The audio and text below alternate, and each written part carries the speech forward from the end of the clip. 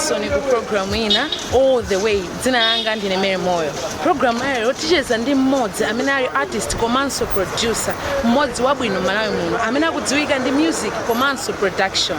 Ndi apa tili pa stage ya Chilobwe tifuna tikueleza Chilobwe. Sindikudziwa kuti artist amene ndi ndani kapena producer amene ndi ndani inenso sindikuza ndikazione atosele pamene tupita ku Chilobwe. Tiyeni khani komweko.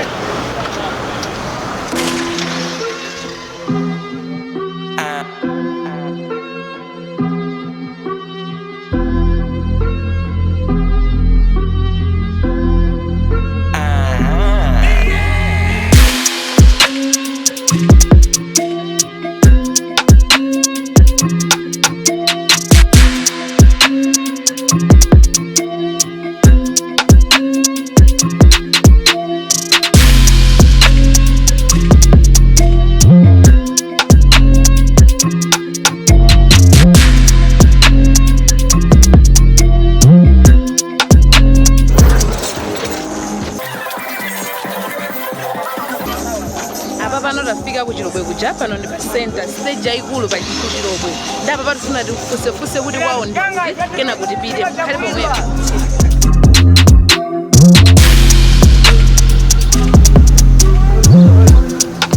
Popose Popo mafuna kwa Stich Fray mauzi wako kwa Stich Fray nyumba ine sinde sindikuitsa umene mangoziwa zoti amakhala kuchilobwe kuno musi kwaja thawa komano nyumba yako ndasindikuitsa kuti ndipali pali kwaja thawa tiende bwanji kuti tikafike kutoka pano kuti mukafike kwaja the sewu komwe pathira talapa ndi mukalweranso wina wake wapita kumusi ndi wangati wafuna kena mukakumanizananso ndi sewu inaso watala omwe wapita ngati ku green corner ande kumasunga ngawo mene muzikapitira straight mukafusa so pena baki pa St. Matthews mukangofusa sota mukafusa kwa Stich Fray afika mpesa muna muthoka mpesa mama kwake ndamenewo okay chabwino sure tathokoza ndimafusa mavu anatiuza inde koma tayiwala ndine munthu nayiwala ndi apapa tiyenda ndithu tikafika kumeneko kumene tikupitako mukhale pomwepo mukhale nafe malire ake tikakumane ndi artist amene komanso producer mukhale pomwepo.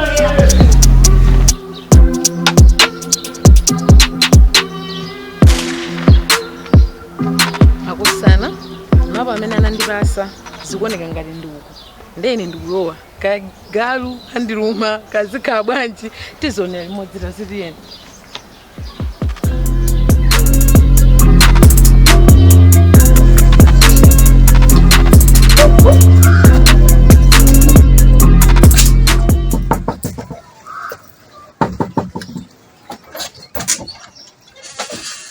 Hello. Itafika. Ara kulandirani basi. Tieni fika. Ndikulandireni. Titaenda tafika no nditu kwa Stich Fray pano tili mu studio mwake pamene mukuoneramu. Tafika nditu kwanu kuno. Tinaenda nditu muvutikira because anthu ena amatuza kuti makhala kwachata. Okay. Ndana tuza mapo nditula mpaka natasojera. Koma tiyamike nditu tafika ende takupezana. Ndipo ifira kulandirani soni kwa basi. Zikomo kwambiri.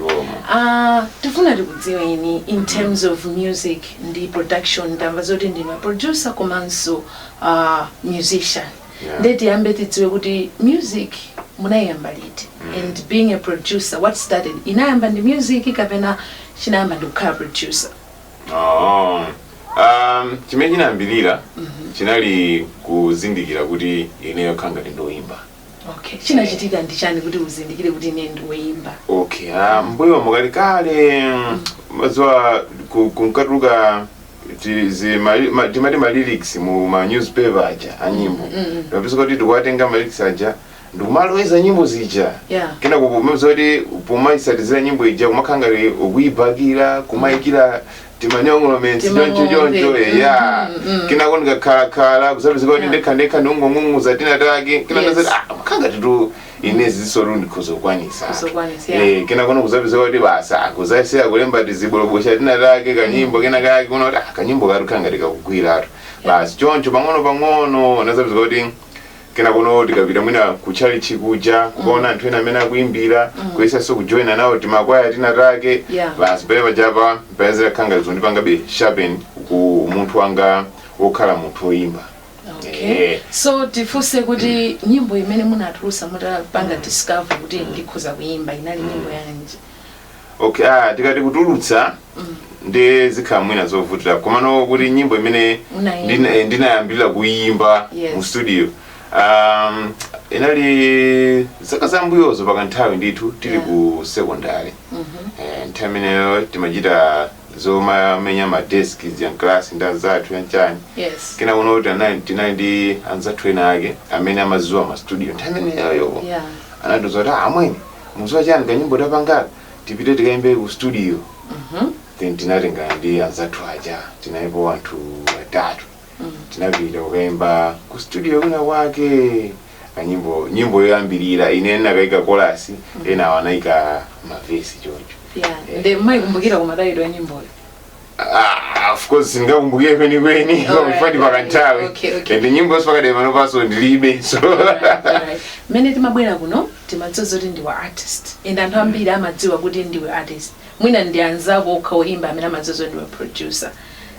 Unaenda mastep ati kapena china chitika ndi chani kuti uchoke ku musician chabe ndi kukhalanso producer mpaka na building this whole studio? Okay, chimene chinachitika nthawi imeneyoyo tidakali ku secondary ebe timapezeka kuti pomachita nyimbo zija timafunisisa titakazipanga rekodi koma ndrama imakhala yoberewera mwezi wa pa uchi secondary. Makhala makandrama katunde katatikapezeka tikhoza kuimba nyimbo zambiri. Nde tachoka ku secondary kuja basi tinamba umapeza tizochita iti nditi kumasungia kandrama ndinaona apa I think chimenga chite ife tingopeza so ineyo ndingopeza ka computer kena kake ndiziyesera sona ne rokosa basi kuti ndrama ya ku studio isamaite kuvutira atu yayi basi napezeka basi kutamanga kupeza ka computer ntame nali ine ndimphwanga. Timapeza kuti iye akapeza kandrama aka inenso kandrama aka basi kusonkherana kupeza ka computer kukasiyapo kenako makumbukira ma elder brother nandi nzake amapangisa zoimba maukwati janjani. So timapita umwe kuja kumakabweka microphone ya maukwati ija mamuza amwene ife timafuna kutibeke microphone tikangwisa ntchito kwa 30 minutes tibweretsa sitikachedwa yayi basi samafusa so ntaza mbikuti mukara nayo amangu libasa kuti apwa azanga basi basa basi fitamanga kuya nayo kuno basi tilumikiza kuona kuti akanga tituzupanga dili kodilo zinthuzi basi kumaisira pepa jakutani kutere kuimba kuona kuti zinthu zilikanga zimateka. So pamene pono kuti no ndizikazikika no ngatino kumajambula nyimbo temeneyo timacheza ndi nzanga ya Sir Patrick's. So anazatipeza simene ndini mphwanga titakabweka microphone iyo basi tili busy pamene paja kuimba nyimbo zibolobosha basi zoti zinthu zoti zongoyamba kumene anazoti si kodi mukutani umatheka kupanga rekodi ndiyasizi kutheka kupanga rekodi tentingwesanekena basi napezeka kuti taisaka nyimbo kena kake nayeso zinankomeraso nabweyaso anthu enaso mawa ake ndiyeyo kuyesaso kanyimbo kena kake so zimene zindipanisa kuti I think anthu ndizingwapangira ti nyimbo ti basi kwamba wapangira nyimbo lija anthu zoti nyimbo zikazitenga amakazimvera makwawo amakauza so azinzawoso wati jambula ndi Steve choncho basi anthu anamba nomabwera pene napeza kuti kanga ndi munthu leru ndasanduka producer. Over the class. Ine kanga ndambo kuchambula nyimbo ndambo ineyo ine ndi producer kanga. So makambako mwachira ku munthu wina ndithu oti anthu akumudziwa. So mungatichulireko so anthu ena amene because apapa sindiudziwa ngati mwatifotokozera inspiration imene mafotokozamo kapena mwina in general kuti what really inspired you kuti muchipitirizebe music because makolo amafuna anatita khala mwina madokota and doing music iwo kwa iwo amangozona ngati zosewa. Yes. So what really triggered you kuti I can continue doing this? Okay, ine banali banthawi imene titapeza kuti taziwa magina a internet. Kuti internet munthu umathaso kumaona zinthu zina zakunja amene amapangire so nthawi zambiri akhani mphwanga timaona pa timalowa pa YouTube pacho kumaona kuti anzathu amatana kama studio kodi anzathu imba chamatana then timapeza kuti tikuona anthu management athu tikuona anthu ngati china pa ranking aje zimene akupanga akakhala kwawo ife mwati kumara akulu wanu ndi size athu akulu udonga anapanga chini izi chonchi kuona somwe anthu aku Jamaica wala anthu aku America kuti umezi maendera ndi chonchi kuti anthu apanga benefit ya ndi music ife amwe tingoika poso yani tingoika poso mtima wow mwafotokoza kuti what inspired you to keep on going koma timakamba kuti makolo kuti afike pajapo mavomereza kuti mwana wanga ndingoimba kapena mapanga za pamavuto what really happened how did you convince them to say makolo this is my calling kapena this is my talent okay makolo zimakhazi ndizovuta lo ine ndikakumbukira zimakhazi ndizovuta kwambiri fani makali kupangira zinthu zonyumba mwawo zoda ndi iwo kwewo amangoloti feru upanga phokoso basi kuti nawo upanga phokoso ndi amene amangobwesa anzake ambirimbiri nyumba mu kumene zikhala bwanji so nthawi imeneyo tinazapezeka kuti najambula music video yanga yoyamba tinakaisiya pa MPC kina kono pa MPC TV nthawi imeneyo tinakaisiya pa timati touching base program ya touching base kina kono anapeza kuti ankaonera anthu aja pa TV MPC ija inazapeza kuti atani yapanga pray yabwera akuti si Steve uyu anthu onse ukhala chili kuyitana na nyumba kuti kwamba Steve uyu kina kono basi anaona kuti akakatula nawo apanga zinthu za serious ili kuona ndi mmene presenter uja waijemerera nyimbo ija njani kangala nawo panga zinthu za serious so pamene pompa nana pano kumafewa wano mtima naso pano kumakhanga no kumatuzo kuti amwe izizi chama tamapangani komanso skulu iso muzikhalasa ngati mukulimbikiraso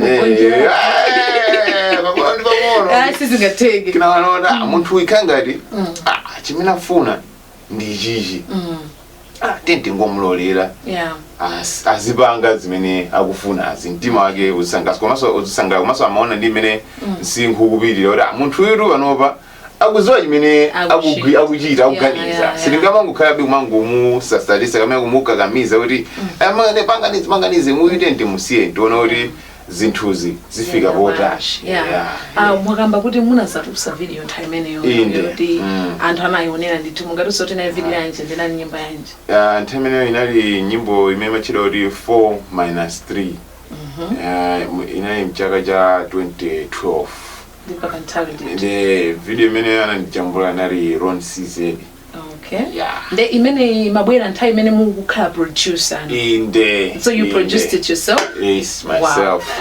Wakamba kuti nthawi imeneyo unapanga produce nyimbo yaweka and it was aired on MBC TV. Yes.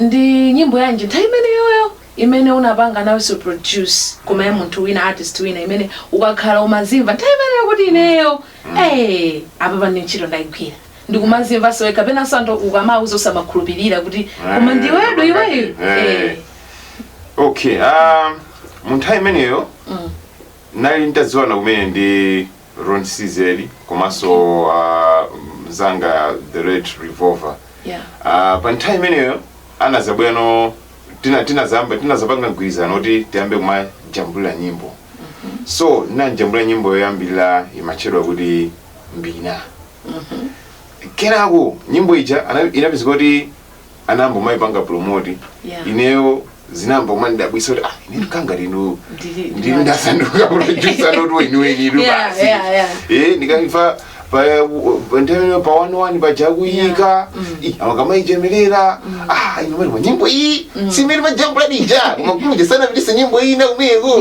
ndinenda jambula ichadi kena kumva video paja kunditchula kuti ndajambula inapa ndiye basi uproducer ujowanikadi so that was the time imene najimva kuti ndajambula nyimbo ya munthu wina yamveka pa radio maledio angapo choncho basi that was the time pali boss so okay that was that then panova now nyimbo zimene unajambulako unapanga ko produce, we should say.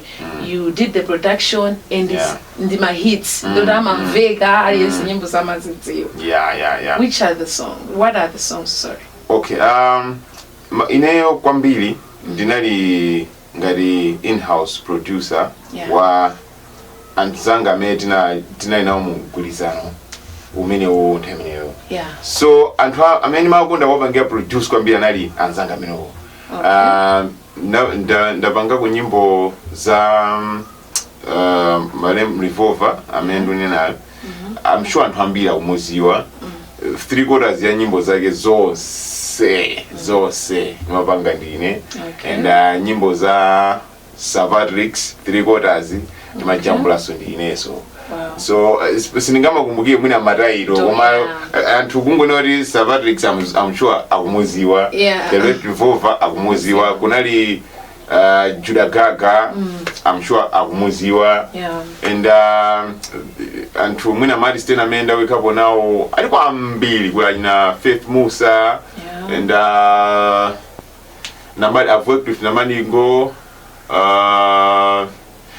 Anthu ambiri pale wani Yankee anthu ambiri ndipo sindingatheso kumachula mpaka mmozo ndeti ntawilitira. Alright. Wakambako za gulu limene unali nalo which is called Trap Squad. Wakamba za Late Revolver, may he so rest in peace. Wakambako so za anthu angapo ndithu koma tifuna timve za Judah Gaga. Nthawi imene she was a female rapper amene anthu timadalira kuti adzakhala patali and mwinaso adzayika Malawi pamapo. Anapita kuti and pano akupanga chani zambali ya music yakutani. Okay. Ndingokambako pang'ono chifukwa that's her personal life now. Sindingathe kutambasula zonse. Munthuyo akadalipo pakana imanova. She's a very successful businesswoman. I'm sure somewina za nyimbo pakana imanova sangaganizire looking how mene amapezera drama komaso ndi mene nyimbo zimabwisa drama. I'm sure she decided kuti angokha a businesswoman but then kuti azipanga za urapa. Nzimene ngane zimenezo munthu uyo alipo mwina anthu zenthu amautha kuma 9 town komasazo ori ndiye sanga muzindikire mwakambako za Judah Gaga and mwakamba kuti it's a personal life, we respect that. Koma munali ndi gulu Trap Squad.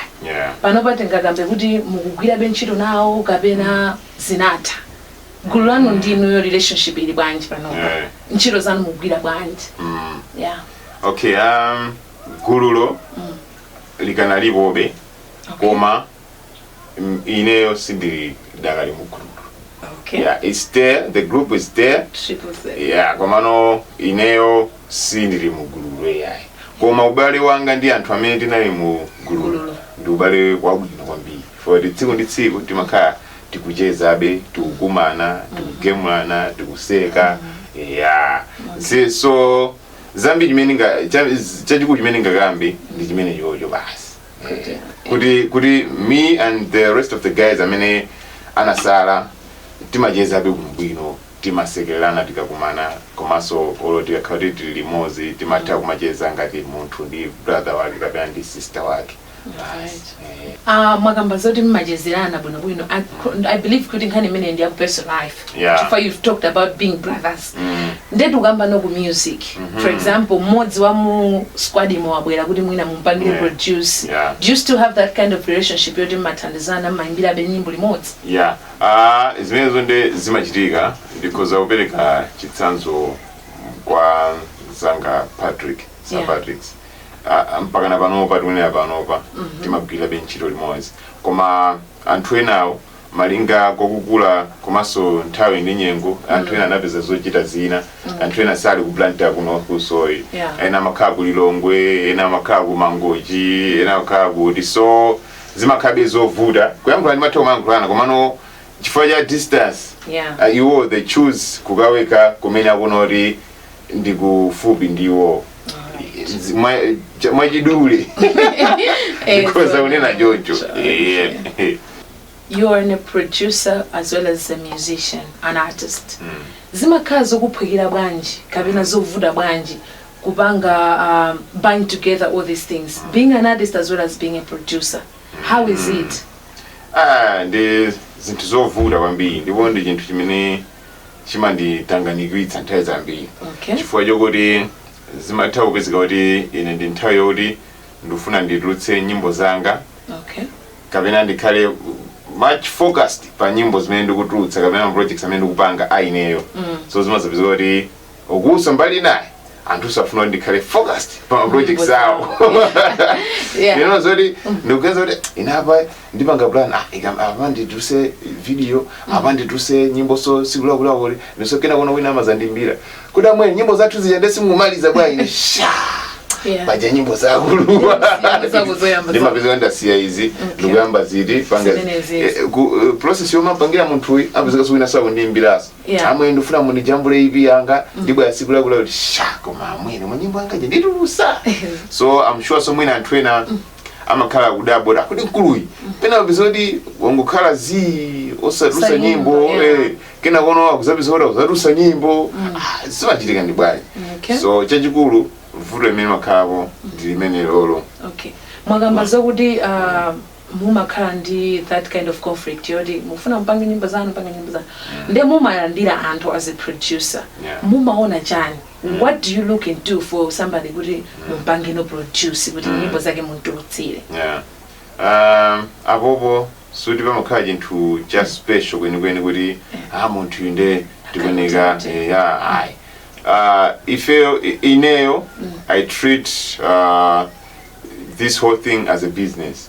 So ngati mene imakhala ku shoprite kandi kutiko kandi pa grocery, for example pa grocery sasankha kuti uyuyu akufuna ichi chifukwa chani kapena uyuyu wachokera kuti adzagule pa grocery. Ineyo ndimampanga welcome munthu ina aliyese. So ndimapezeka kuti akabwera ndimafunsa kuti okay nyimbo ndiyotani, nyimbo ndiya choncho. Ngati ili nyimbo yabwinobwino yoti kumtundu wa Malawi ikhoza kupita ndimalolera rate tijambule. Koma ngati ili nyimbo yoti kumtundu wa Malawi sangathe kuivomereza ndimauza kuti ine nyimbo iyi sindikwanisa kudani kujambula kapezeni munthu wina watatani ndakujambula. Mwakamba zakuti mumamuza munthu onena kuti kumtundu wa Malawi ngati mukaganiza ine kuti kumtundu wa Malawi nyimbo izi ziloledwa ndeti ndipanga produce munthu jamamuza ati ndigwire ntchito ngati siloledwa ndi kuti mamuza kuti ayi ndi nyimbo ziti zimene mtundu wa Malawi zimaloledwa kuti zikuyenera kupita kugulu? Pali nyimbo zosiyana-siyana anthu amaganiza mosiyana-siyana. Amakhoza kubwera munthu wina oyimba wina ndi nyimbo yake yotukwana mwina yoti yolakula chipse.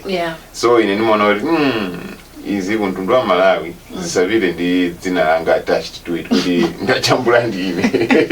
So ndimauza kuti nyimbo iyi of course ndiyabwino mene mwayibekera koma ine sindikwanitsa chitani ndikujambule nyimbo iyi. And paliso nyimbo zina zonyoza anthu. Anthu amatha ndi nyimbo inoti ine man akula kuti andinyoza kwambiri ndenenso ndifuna ndayimbe nyimbo ndanyoza.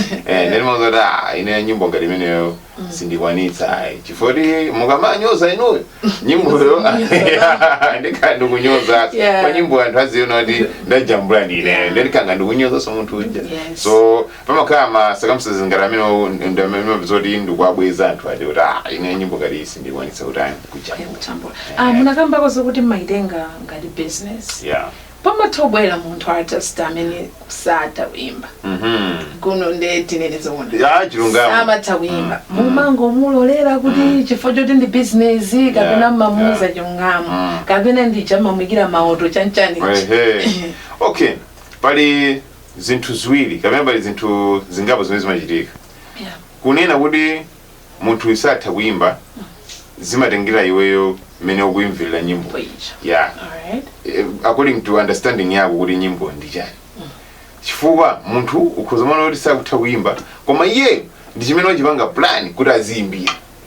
Zimatheka kuti munthu wachipanga amabwera munthu muno nyimbo ilemba bwinobwino ine mukeza kuti munthu apangira dala kapena chani koma uone kuti munthu he's so focused and Yeah. he knows kuti chimene akuchita ndi chichi. So man munthu uyu anachipanga plan.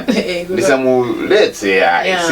ine mwina understanding yanga ikukanika kuti ndifike poti pokumana naye kuti uyuyu akupanga nyimbo iyi bwanji ya so ndimangomusiya lamwe tendijambuleni then ikakatuluka that will bring bad name to you that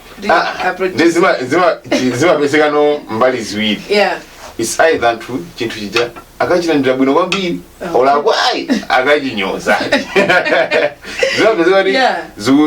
zimapeza kuti zikukhala zinthu zodabwisa upeza kuti nyimbo ija ineyo ndimaitenga ngati munthu uja sawimba bwino koma ikatuluka udapoti anthu aja akuzikonda zinthu zikamati ine tomwenaru ine ndamene sindimayimvesesa nyimbo ija komanso zimathiopezeka kuti ine ndajambula nyimbo kumati amanyimbo indi apo amanyimbo iyi munthu uyu awimba ikatuluka zapanova aja munthu adyera zikatuluka kunja kuja anthu pizolo akayinyoza ino koma nyimbo anthu akunyoza ifo ayayi kapena mweneneyo ndimayimvesa mwantu wina so kunena zoti nyimbo iyi ndiyoyipa kapena ndiyabwino zimakutengera iweyo understanding yako pa nyimboyo kuti ndiyotani and ukupanga compare nyimbo imeona ndiyoyipa kapena yabwino ndi nyimbo itiyo.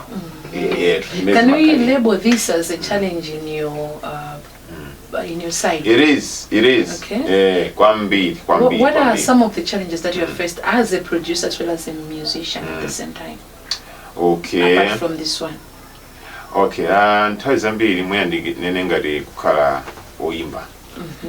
Nthawi zambiri ma challenges amene timakumana nawo zimapezeka kuti mwina tutulutsa nyimbo muja kupitisa kwa anthu oti azipezese nyimbo zokugulu kamwina ku radio kanzathu opanga promote kanzathu otani zimapezeka kuti iweyo wapanga plani kuti ine nyimbo yangayi ndifuna itamba kuti siku lakula kuti siku imene lolo ndikhala ndimpata ndikena kuti ndikapitiriza zimene ndimapanga zina wazorupita ku radio kuja ndija kakuzoti ine siku imene sindipezeka ati ine siku imene ndikhala ndikolwa kuti opeza ukasiya nyimbo ija pa radio ku reception kuja ku radio kuja basi angoyikhalira osayika so pa radio kena kumati sha kumene mafundisa nyimbo iyi ikanamba kuti siku lakula bwanji kuti masiku awa ndipange za nyimboyo kena ndipitirize zimene wapanga. That's on an artist side and akambiri komano ukakhala ku producer timakumana izinthu I'm sure mwina ma producer ambiri so andivomeza timakumana ndi zinthu zodabwisa kwambiri ngapezeka kuti munthu wina wake ali all excited akuimbira amwene ndifuna tizajambule nyimbo siku lakula kuti mukupezeka mzabo bo ndipezeka abwera pamene pajapa basi tijambula nyimbo ija pomalizia zina avande isha mwene ndimaona ngati ndizatani ndimaona ngati ndaenda ndikashi mano kashi sinaende naye yayi zone zitachitike ndikutumizira ndikangofika ujeni ndikapange ku bank ndikuti mzee kuluyi zona wachika uko bwera kuno ngona oloso zimathiopezeka kuti nyimbo ija tayijambula koma munthu amene awetulutsa nyimbo osanena kuti ajambula kuti nyimbo iji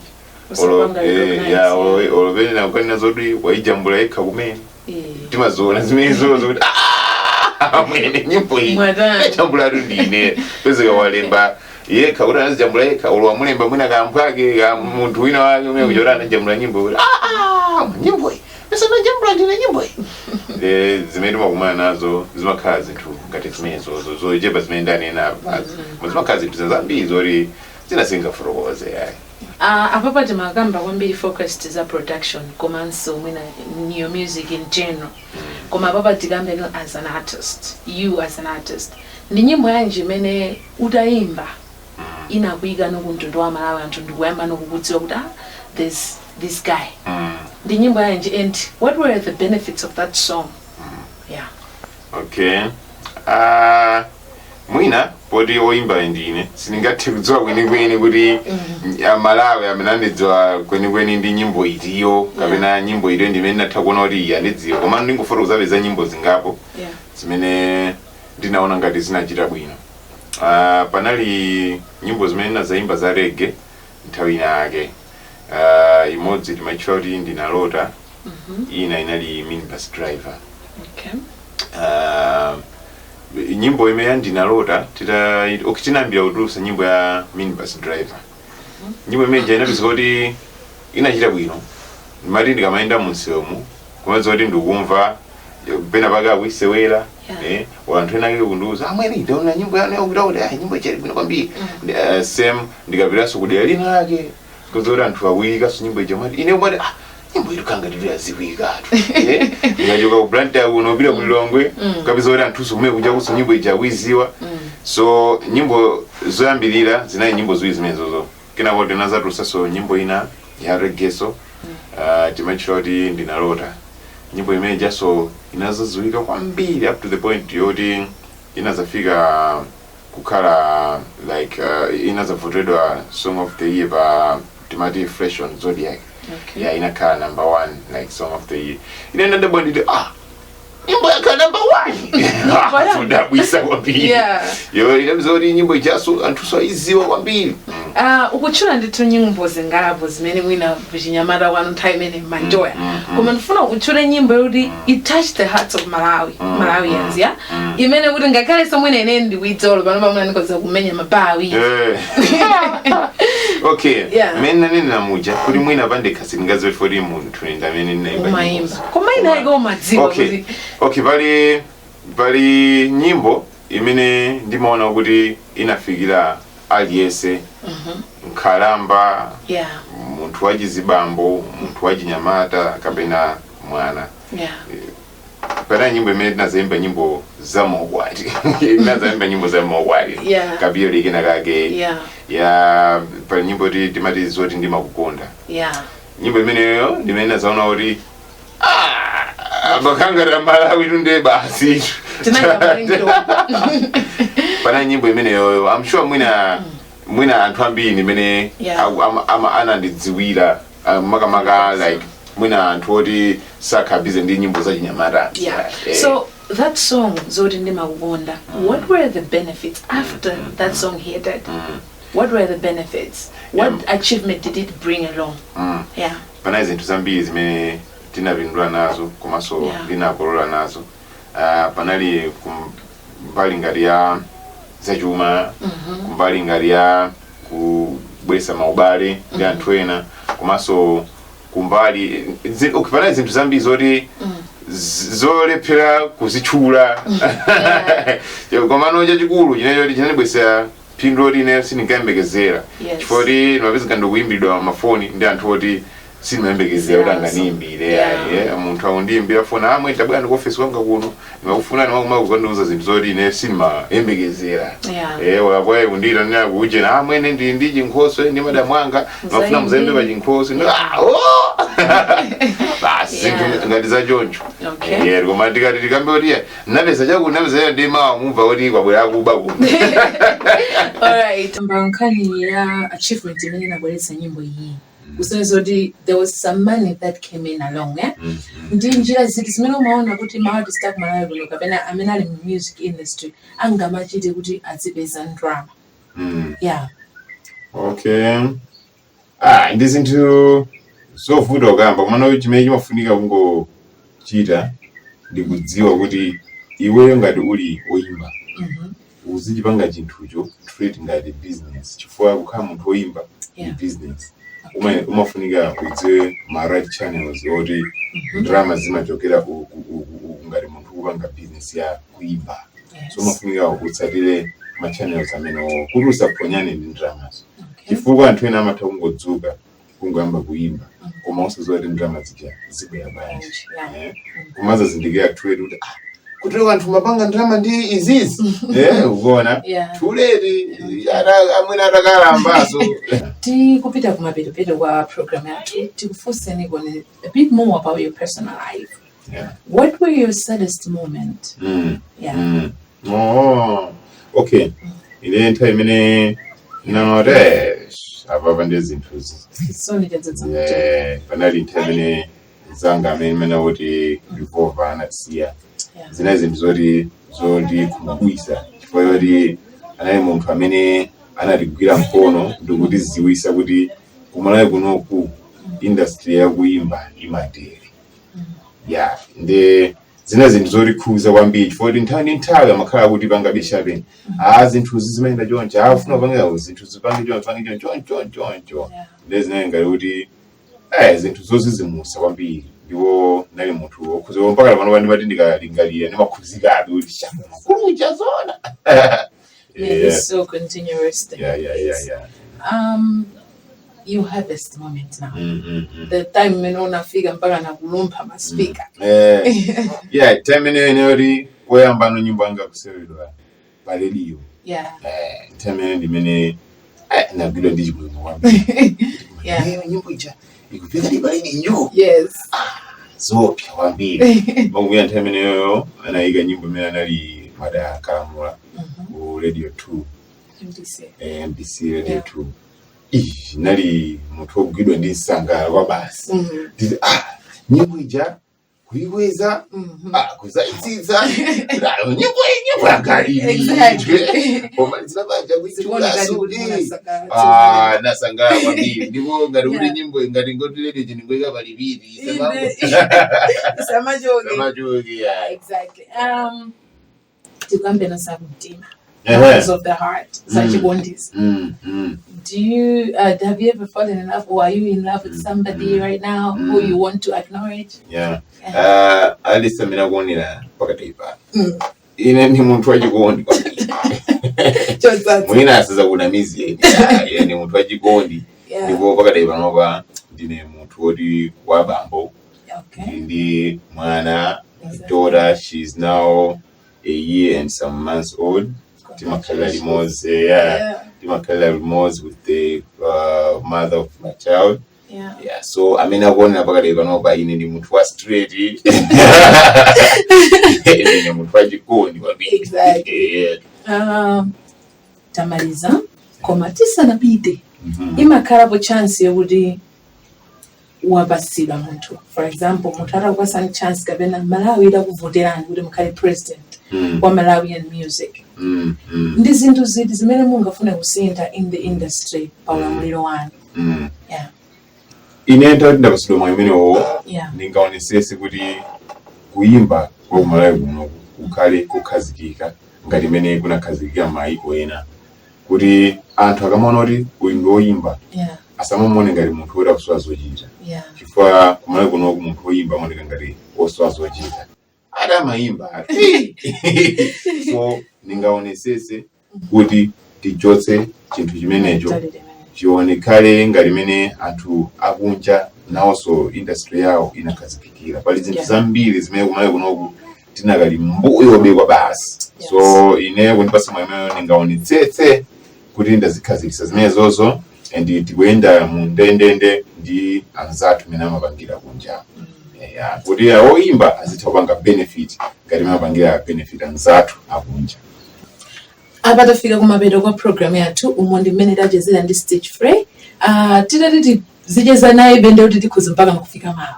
Koma ndithu watifotokozera zambiri zokhuza na moyo wake wa music as a producer komanso personal life yake.